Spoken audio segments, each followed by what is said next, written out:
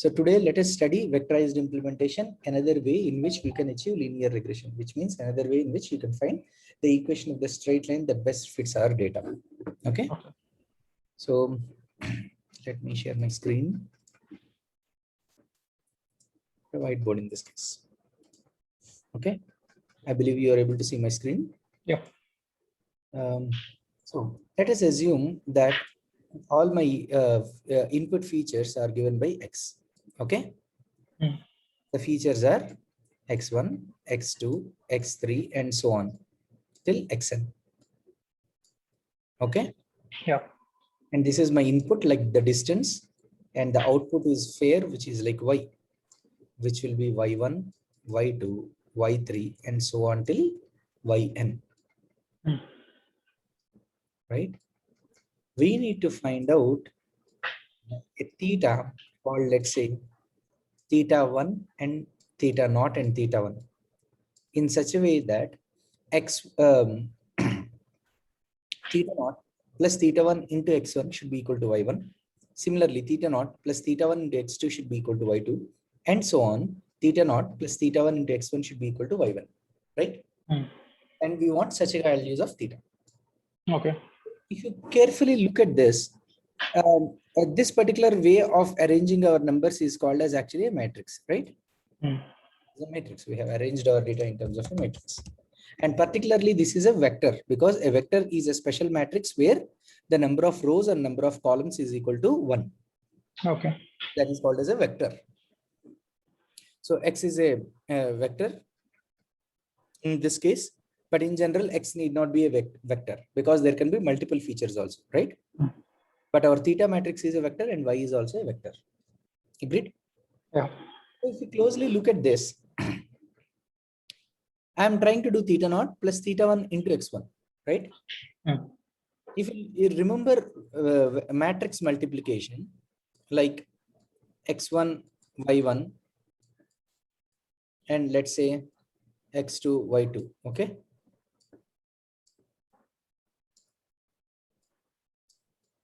So there is 2 rows, 1 column, and 1 row, 2 columns. So what will be the... Do you remember how you do this matrix multiplication? No. Okay, so then it might be a bit complex. Let me take a simple example. A1, B1, C1, and D1. Okay. Matrix called A, and let us say this is multiplied with a matrix called B. A2, B2, C2, and D2. Okay. And if I multiply these two matrices, and the number of rows in this matrix are 2, and the number of columns in this matrix are 2, right? And that is the reason it is called as a 2 by 2 matrix or 2 by 2. Similarly, this is also a 2 by 2 matrix. The first rule whenever we multiply two matrices is that the columns of the first matrix must be equal to the rows of the second matrix. Then only the two matrices will be multiplicable. Okay. That is the first rule. Okay. And after multiplication, the result will be equal to the rows of the first matrix and the column of the second matrix. That is the result. Okay. So first rule is the column of the first matrix should be equal to the row of the second matrix. Yes. Okay. And then the result will be the row of the first matrix will be equivalent to the column of the second matrix. The resultant matrix will have rows equal to the first row and columns of the second matrix. Okay. So it is like, again, it is a 2 by 2 only, right? So what will be the result of this particular matrix? The result of this matrix is A1 into A2 plus B1 into C2. Okay. That is the first element. A1 into A2 plus B1 C2. That is the first element. The second element is A1 into B2 plus B1 into D2. A1 B2 plus B1 D2. And the third element will be C1 into A2 plus D1 and C2. Yes, very good. Plus D1 into C2. That is the third. And what is the fourth? D1 into B2. No, C1. No, C1 into B2 plus D1 into D2. Very good.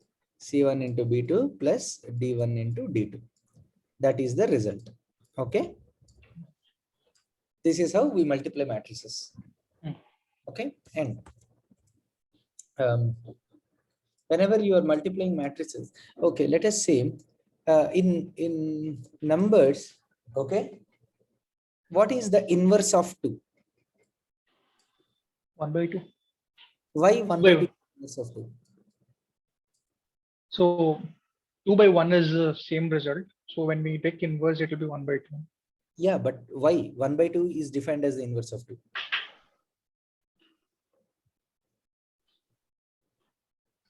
I don't know. Reciprocal? No, actually the reason is the way we define in inverse is if you take any number A, okay, and if you multiply this A with any number called X, okay, and if the result is equal to 1, okay, then A and X are called as inverses of each other. Okay. Okay. And why 1? 1 is a special number. 1 is called as the numerical identity. It's like a mirror. You multiply any number with 1, the result is the same number back. Same number. Yeah. That's called as an identity. Okay. So when you multiply two numbers and the resultant is equal to an identity, then the two numbers are called as inverses of each other. Okay. So now, if I multiply with A, if I multiply A with X and if the result is 1, then A and X are called as inverses of each other, right? Okay. So if I multiply 2 with 1 by 2, the resultant is equal to 1, right? And that is the reason why 2 and 1 by 2 are inverses to each other. Inverses. Okay. And the same goes with matrices as well. Okay. If I take a matrix called A, B, C, and D, and if I multiply this with another matrix, okay, some x1, x2, x3, and x4, let's say, okay. And if the resultant is equal to an identity, what is an identity matrix first of all? An identity matrix is such a matrix that if you multiply any matrix with that matrix, the resultant will be the same matrix again, right? Okay. Like in numbers, how did we define 1 as an identity? Because if we multiply any number with 1, we get the same number back. Right? So if A, B, C, D into x1, x2, x3, x4, if we multiply these two matrices, if the result is an identity matrix, then these two matrices are inverses of each other, right? But then for us to get an identity, first we have to define what is an identity matrix. An identity matrix is that matrix that if we multiply any matrix with that matrix, the resultant is the same matrix again. Okay. So if A, B, C, D is any matrix, okay, of the order 2 by 2, means 2 rows and 2 columns, the identity matrix is 1, 0, 0, 1. Okay. The reason is because A into 1, A, plus B into 0, 0. So A into 1 plus B into 0, which is equal to A again. Right? Yeah. Now, A into 0 plus B into 1. A into 0 is 0 plus B into 1 is B. C into 1, C plus D into 0 is 0. So C into 1, C plus 0, that is C. Similarly, C into 0 plus D into 1, that is D. D. So 1, 0, 0, 1 is called as the identity matrix. For 2 bar 2. If it is a 3 bar 3, it is like 1, 0, 0, 0, 1, 0, and 0, 0, 1. This is called as an identity matrix for a 3 bar 3. Okay. And it keeps on increasing. Any questions so far? No. Okay. So now, if ABCD is multiplied with which matrix such that the result is equal to 1, 0, 0, 1. Okay.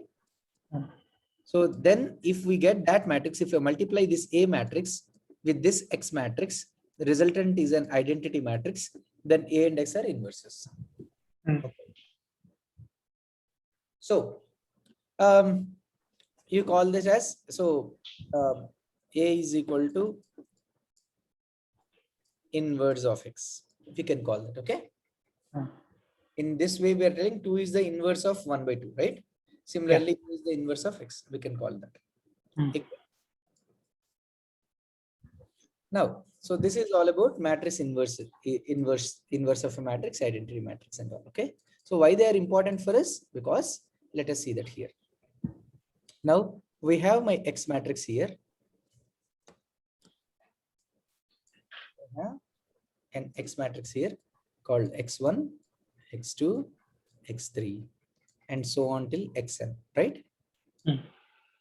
And then I have a theta matrix called theta naught and theta 1. And I have a result matrix called Y, which is Y1, Y2, Y3, and so on till Yn. Right? Now, you see, if I see X1 into theta 1 plus theta naught, do you see somewhere it is like very closer to our matrix multiplication? Multiplying and adding things. Do you see that in two matrices, for example, A1, A2, A3, A4, and let's say B1, B2, B3, B4. Okay. B1, B2, B3, and B4. How do I multiply these two matrices? A1 into B1. A1 into B1 plus A2 B3. Very good. Plus A2 B3. This is the first element, right? And the second element is A2 B2 and A2 B4. No, the A2 will not come twice. A1 B2 plus A2 B4. A1 B2 plus A2 B4. What is the third element?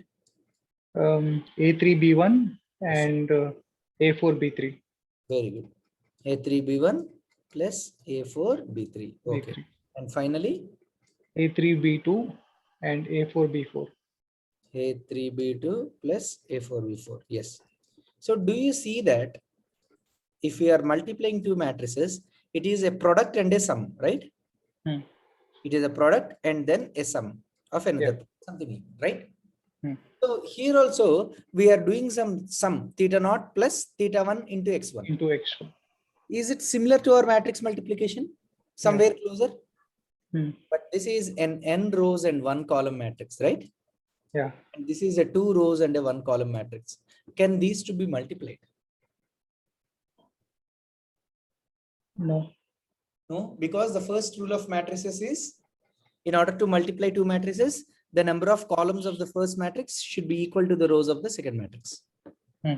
Agreed? But in this case, it is not. Right? Yeah. So we cannot multiply. But here is what is the genius of these mathematicians come. Imagine I add a column of ones. Okay. It becomes an n bar 2 matrix. Now these can be multiplied and the result is an n bar 1 matrix. Right? Agreed? I didn't follow that. See, if we add a column of ones in this matrix, okay? And how many rows are there? N rows are there? No, two rows. There no, one, two, n rows. Yeah, two n rows. Yeah. Right? So first we mentioned rows, which is n, and columns, which is 2, right? So if we are able to multiply these two matrices, the columns of the first matrix should be equal to the rows of the second. Rows of the second. Yeah. They are multiplyable now. Yeah. And the resultant matrix will have n rows and 1 column, which is exactly our Y matrix. Yeah. And also, if you see, how do we multiply these two matrices? It is 1 into theta naught plus x1 into theta 1. That is nothing but theta naught plus theta 1 x1. Yeah. Which is nothing but y1. Right? Theta naught plus theta 1 x1 is y1, right? Yes.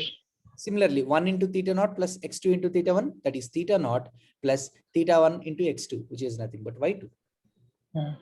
And so on till theta naught plus theta 1 into xn, which is yn.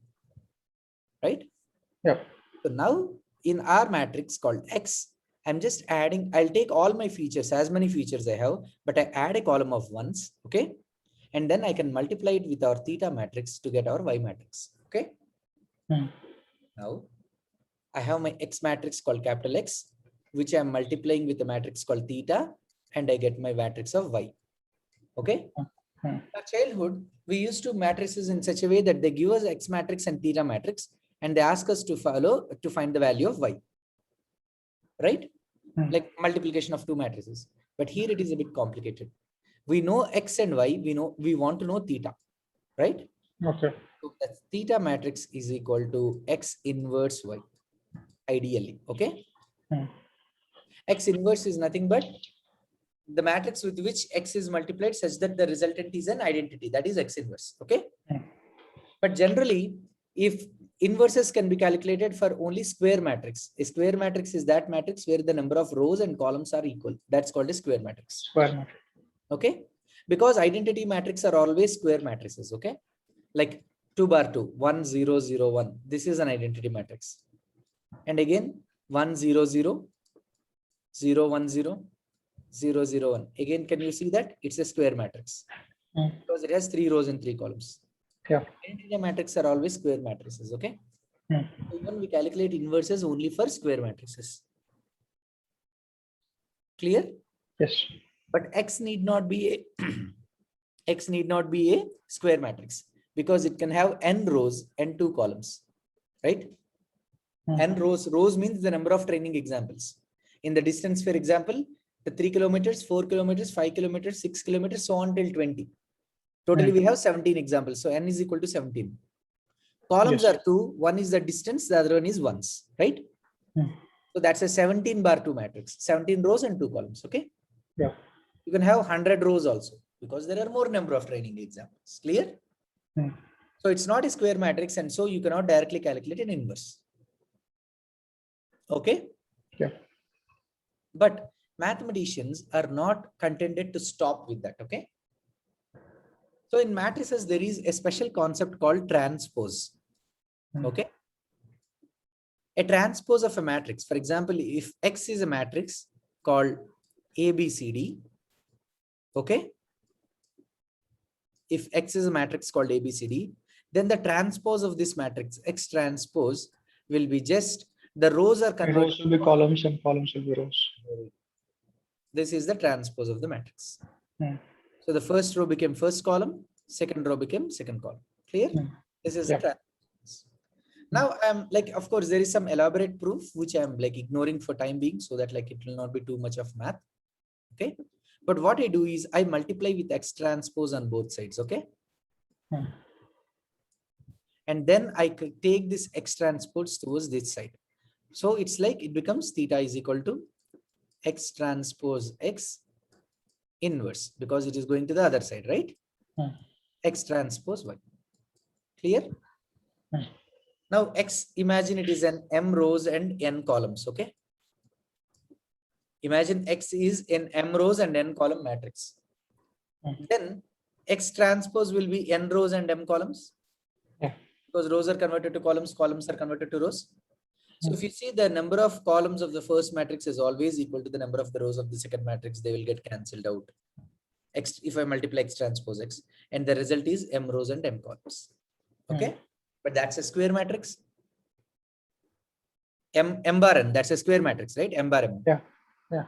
So if you do X transpose X, that will always give you a square matrix only. Okay. So since it's a square matrix, it can have an inverse. Okay. Hmm. Inverse will also be of the same size M bar M. Hmm. Agreed? Yeah.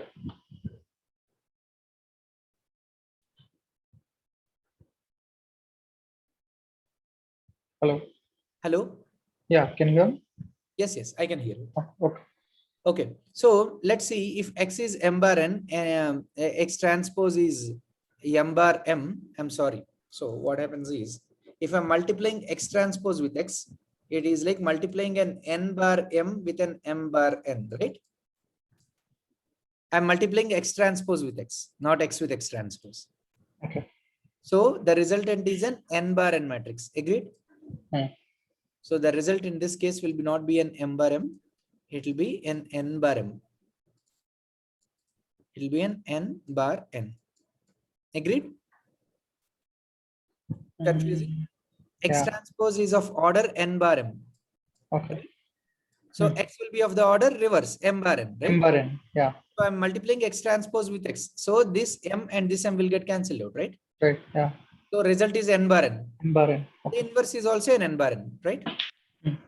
That is multiplied with X transpose. X transpose has n bar m columns, right? Hmm. So the resultant matrix will have n rows and m columns, right? Hmm. And that is finally multiplied with Y. Okay. Y generally contains m rows and one column. That is the general thing. Hmm. So that is when multiplied with Y, that will be cancelled, and the resultant has n rows and one column. Okay. Hmm. So that is our final output matrix. So n rows, but only a single column matrix. Hmm. Clear? Yeah. Any questions on this? No. Okay. So if you want to calculate theta values, the best fit values of your data. So what you need to do, first you should put all your x's in a matrix. Okay. In this case, distance, add a column of ones. Okay. Put all your x's like x1, x2, x3, and so on till xn. So you'll have your x matrix and you have your fair as well, right? Which is like y1, y2, y3, and so on till yn. That is your y matrix, right? Hmm. Then you can calculate, this is your y matrix. Then you can calculate x transpose x inverse x transpose y. Okay. Hmm. If you calculate this directly, you will get this thetas. Okay. Hmm.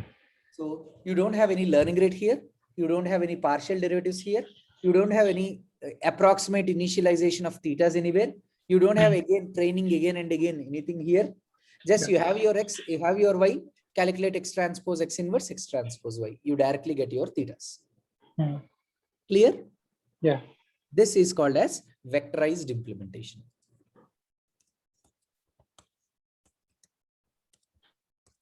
So what happens if there are multiple features? It doesn't matter here because even if there are multiple features, okay, this one becomes x11, let's say x12, x13, and so on. Okay. Hmm. So until x1n. Okay. Now the value of theta, the theta matrix is now just contains three values: theta naught, theta 1, and theta 2. Theta naught is a constant, theta 1 for this column, and theta 2 for this column. That's all. Hmm. In the formula still remains the same. Okay. Clear? Yeah. Yeah. This is called as vectorized implementation. So any questions with vectorized implementation? No. Which one do you think is easy? Vectorized implementation or gradient descent?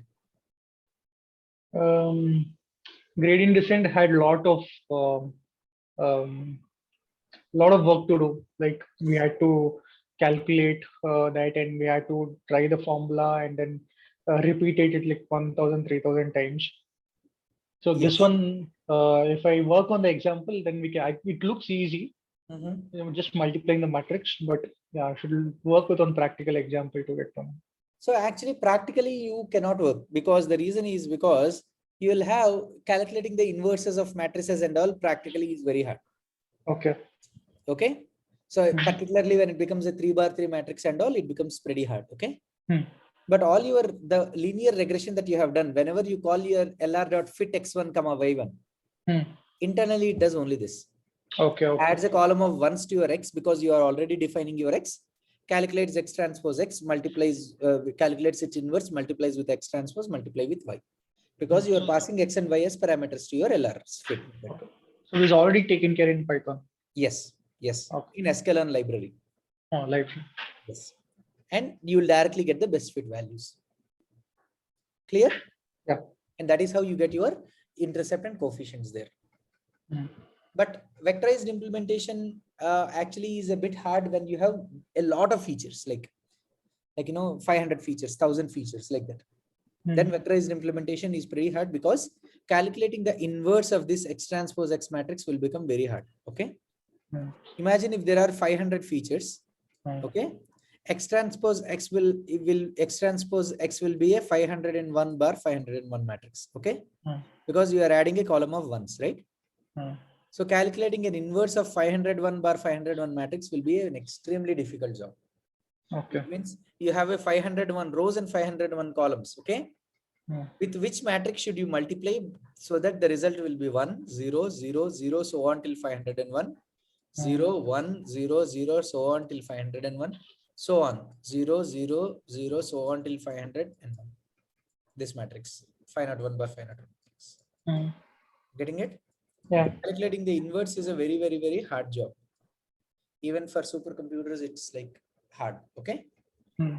So where you have a lot of features where vectorized implementation fails, even then gradient descent works very well there.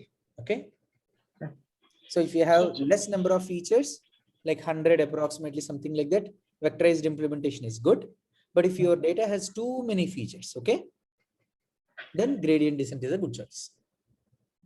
Even it will be difficult in gradient descent also to work on so many features. If it's 500. But it is the same partial derivatives, right? So with respect to theta 1, the partial derivative is h of x minus y into x1. With respect to theta 2, it is h of x minus y into x2. With respect to theta 3, it is h of x minus y into the x3, and so on. That's all, right?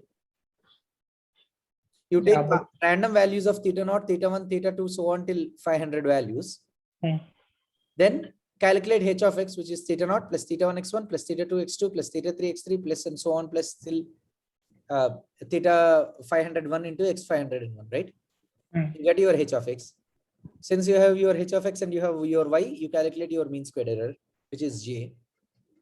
Then that j depends upon your theta 0, theta 1, theta 2, theta 3, and so on, right? Yeah. What are the partial derivatives?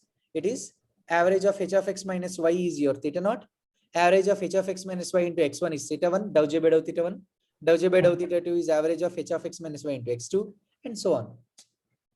So it is like going in a loop, a similar loop, right? Okay. Except for every time you have to multiply h of x minus y with each and every feature, right? It is computationally, it is much more easier than calculating the inverses. Good. And that is the reason why when you have a lot of features to use and then putting gradient descent algorithm and running it again and again. So that's computationally more easy than this part. Okay. Okay. So it's like basically it's like a different approach that you take. Okay. So this works when there are a lot of features in your data. So particularly for image processing, like object detection kind of stuff, where there are a lot of features that you should consider, we generally use gradient descent. We'll see that maybe a bit later in our course, but for normal things, we can use vectorized implementation. Clear? Yeah. Okay, cool. So, today in the class, will you be able to solve a data set? I'll try. Yeah. So all that you need to do is you need to take the data set. You can see my screen now. So here you go. Say that. This is my data. Okay. And in the data description, you can see that there are features like the imperative at zero frequency, the phase angle, high frequency, scope. They have some data and the length of the spectral curve. Basically, they have some values like this, and they are actually trying to find out this p value. Okay. Imagine in this case, this is just our data. Okay. To find the p value, approximating our p value. So I'm going to import pandas because I need to read an Excel file. Right. So in order to read the Excel, we call the pandas read underscore Excel method. It's available in PRMP downloads. It is saved with breast issue.xls.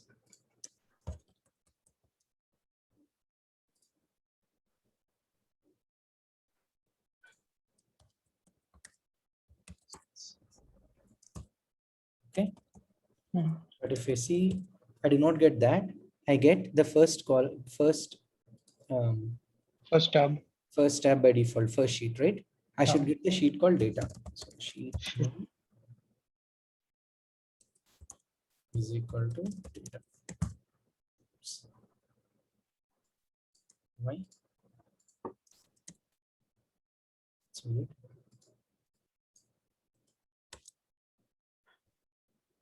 sheet underscore name. Okay. Okay. So here you go. Okay.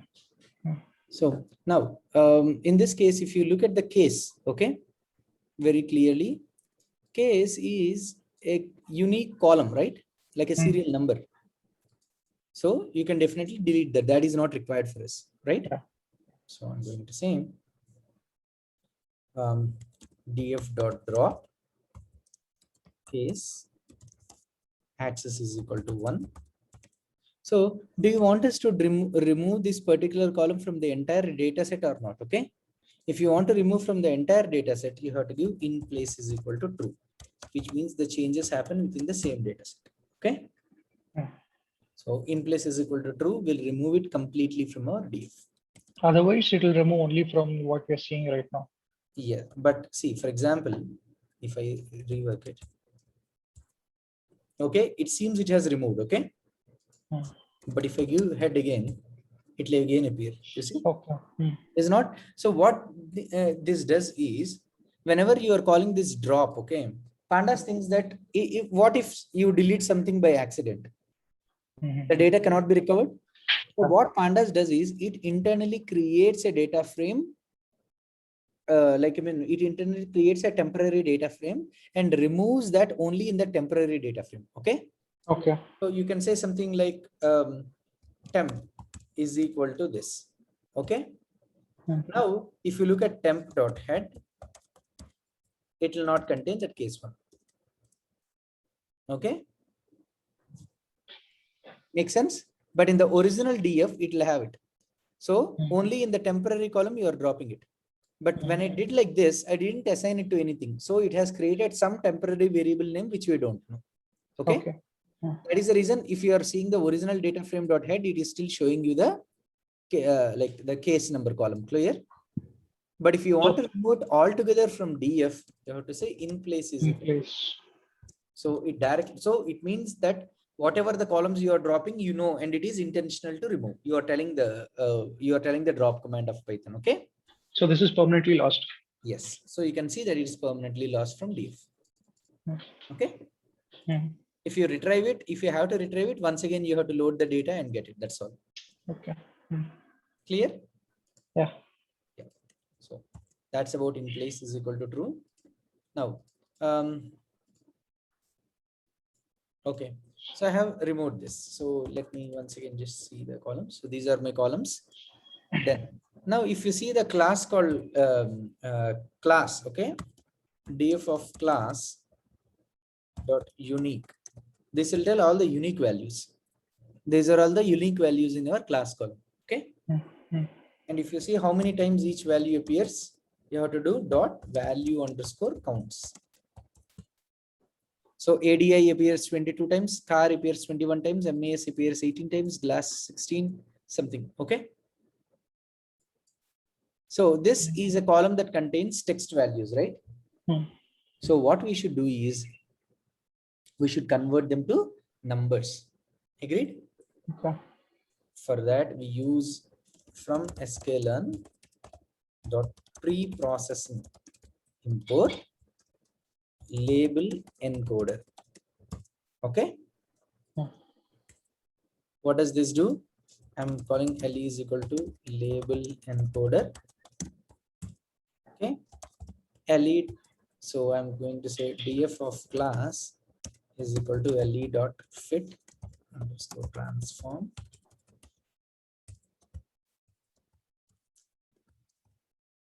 df of class. Okay. Now you see df dot head, what happens? You can see that the class has converted from these values to ones, right? So it basically converts every column into its particular label encoded value. So if I say df of class dot unique,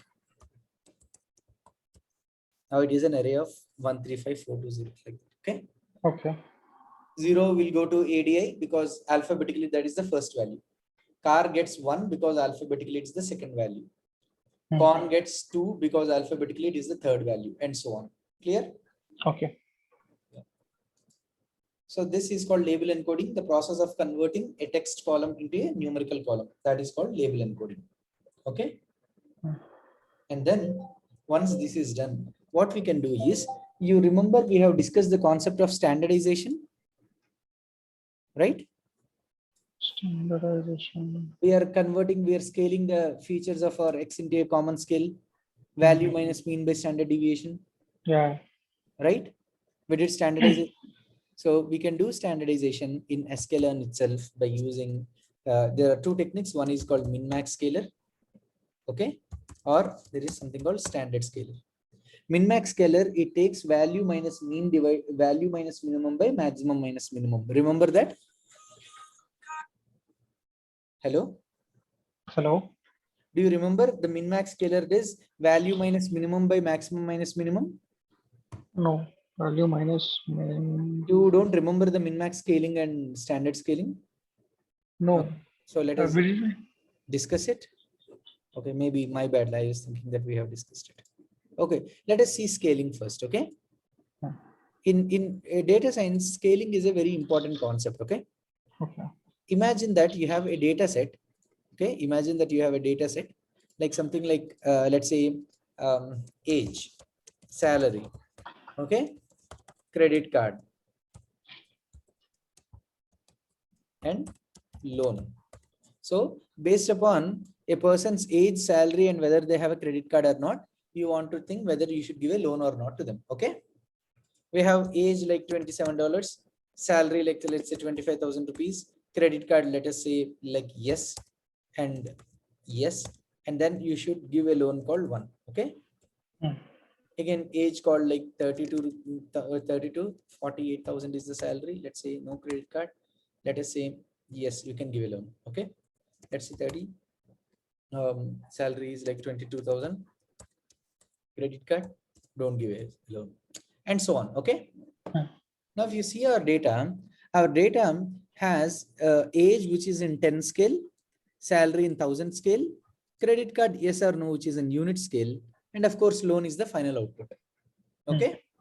But in this case, since if we are trying to create a linear regression model, our final output y will be equal to theta naught, some theta naught, plus theta 1 into age, plus theta 2 into salary, plus theta 3 into credit card, right? But then since that theta 2 is like, when you see that example clearly, let's say, let me open.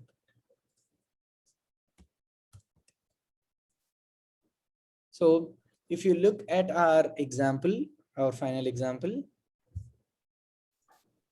so we have y, the output is equal to theta naught plus theta 1 into age, right?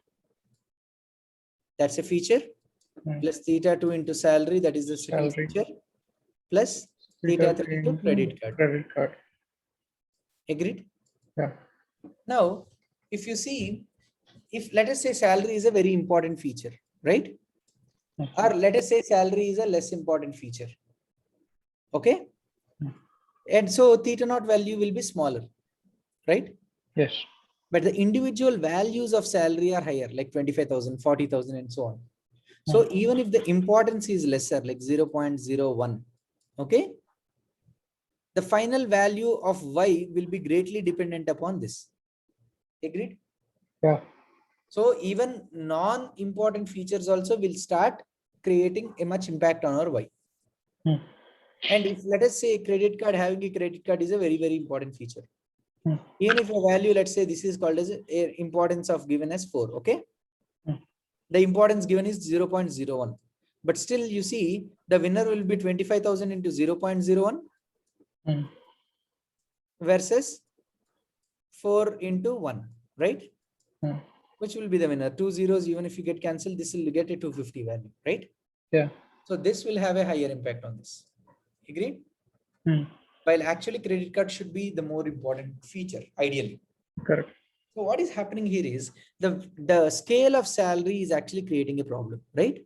So what we should do is, whenever we are doing a regression analysis, we have to ensure that all the features are of a same scale. Okay. So for that, we use this techniques called min-max scaling or standard scaling. Okay. In min-max scaling, for every column, we take the minimum value. For example, let us see this. Okay. We'll first consider what is the minimum value. Out of these three, what is the minimum value? 27. Okay. And we'll also consider what is the maximum value. What is the maximum? 32. So what we do is from every value, okay, from every individual value, we remove the minimum and divide it by maximum minus minimum. Okay. Okay. So what happens because of this? Minus maximum minus minimum.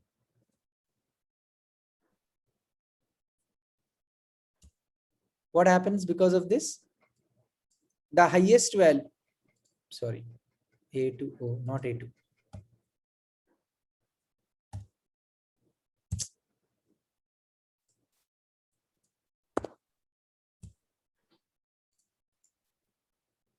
Hold on. This formula should be for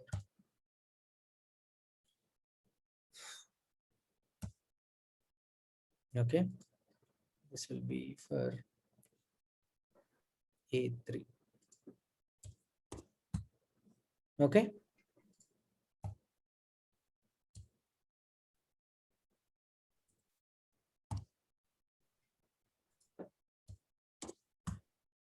If you see this carefully now, the least value will get a 0, maximum value will get a 1. Values in between the minimum and maximum will get a value between 0 to 1. Okay. Okay. So now the entire column is scaled to a unit scale, right? So even if you take this, this called salary also, let us do the same thing. Okay. What is the minimum salary? 22. And maximum is 48, right? So that is equal to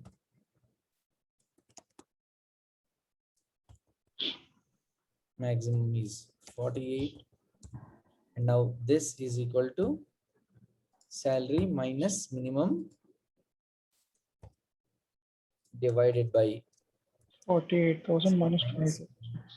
yes.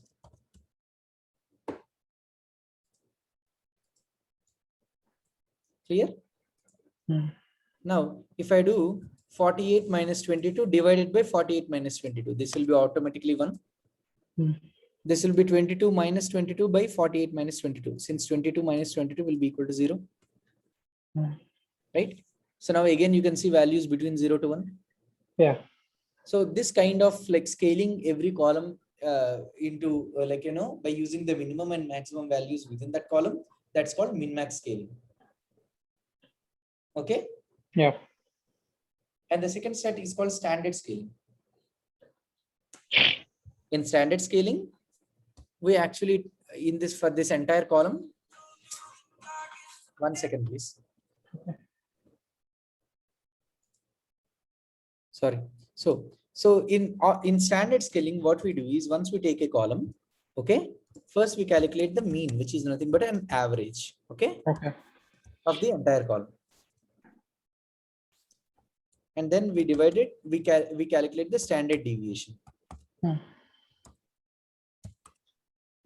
We calculate the standard deviation of the entire column again. Okay. Then from every column, we remove the mean and then the resultant will be divided by our standard deviation. Okay. So you can see this value minus mean divided by standard deviation. Okay. It's clear? Yeah. This is how the values again in unit scale only again, right? Same thing you can apply to this also. So it need not be between 0 and 1. That is not a requirement, right? Yeah. Our values, they are not probabilities or anything. So it can be between any value, right?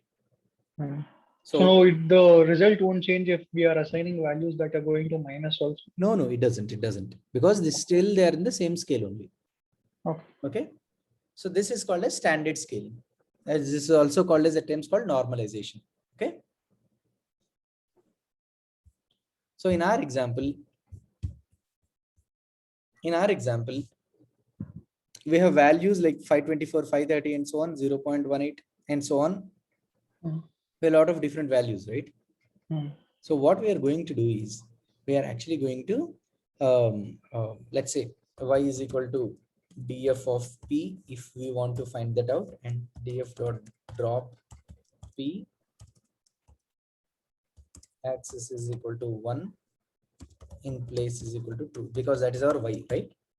I don't want to mess up with my y. And then for my rest of the x, okay, I'll say I can actually put some standard scaling or whatever it is required. Okay. But I need not do it for all my columns, right? I can do it for my IO, DA, area, ADA, max, and DR. So I don't want to do it for that PA 500 and HFS. Agreed? Yeah. So I can actually do it in this way. So DF of IO I0, it seems, right, is equal to, first I should create an instance of the, for example, let's say min max scalar. Okay. So I'm going to say MMS. Let's say I'm going to say MMS is equal to min max scalar. Scalar is not defined, I think. Okay. Is equal to MMS dot fit underscore transform df of, I think we can give multiple columns. Okay. No, here, sorry. In this case, we are doing it individually. So I0.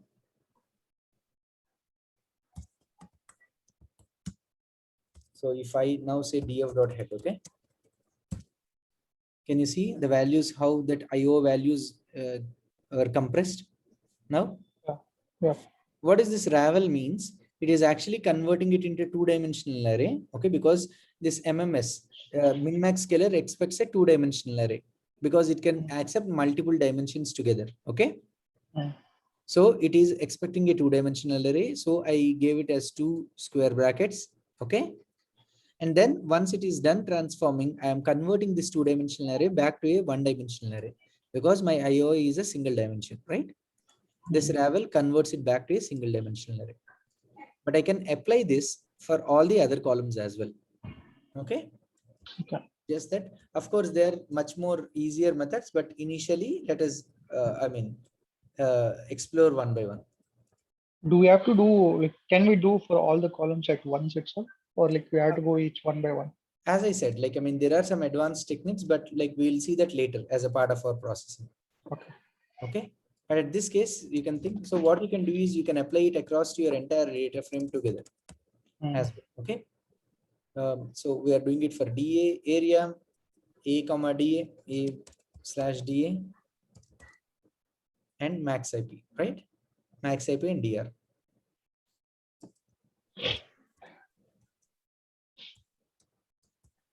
And DR.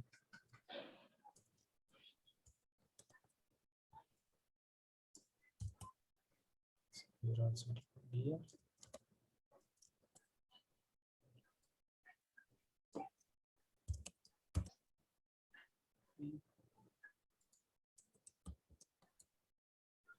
Area and DR, right?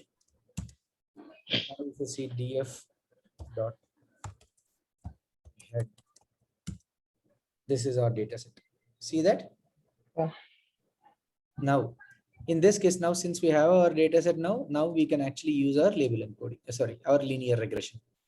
Okay, you can divide the data into training and testing and then apply our linear regression, which I believe that you can do, right? I didn't go through the recording. Yeah, yesterday you should, like, yeah, you should go through that. Okay. Okay. Yesterday, yeah, Yesterday's I was class. thinking you will send the email. I was checking my email and I didn't know that you already saved it there.